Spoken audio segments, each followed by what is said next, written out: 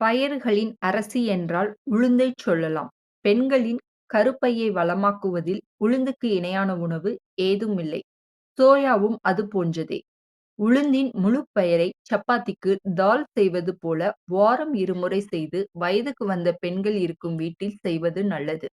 உளுந்தங்களிக்கு கொந்தளிக்கும் பல குமரிகள் சப்பாத்திக்கான தால் என்றதும் சாத்வீகமாவது சமீப காலத்திய மாற்றம். உளுந்தை பொறுத்தமட்டில் வாய்ப்பு கிடைத்தால் தொளி நீக்காதபடி பயன்படுத்துவது நல்லது. தொளியில் உள்ள நிறமிச்சத்து பல கர்ப்பை சார்ந்த அம் நாட்பட்ட நோய்களை நீக்கக்கூடியதும் கூட. பாசிப்பயிறு, கொண்டைக்கடலை இவற்றை முளைகட்டிச் சாப்பிடுவது அதன் புரதச்சத்து உடலில் விரைவாக சேர ஏதுவாகும். அதே நேரத்தில் முளைகட்டிய பயிர்கள் உடல் எடை குறைத்திடவும் உதவிடும். ஆதலால் வளர வேண்டிய சிறு குழந்தைகளுக்கு வறுத்து பொடித்த பயறு கஞ்சியும், உடல் எடை குறைய டயட்டில் இருக்கும் நபர்களுக்கு முளைகட்டிய பயிரும் நலம் பயக்கும். பால் புரதத்தை விட புலால் புரதத்தை விட பயறு புரதங்கள் விலை குறைந்தவை.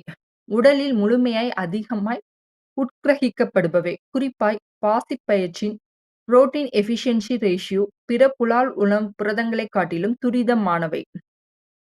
எப்போதும் இஞ்சி பூண்டுடன் பயறை சாப்பிடுவது சரி. வாயு கோளாறு ஏற்கனவே உள்ளவர்கள் பாசிப்பயிறு, உளுந்து மட்டும் சேர்க்கலாம். பிறவற்றை தவிர்ப்பது நல்லது.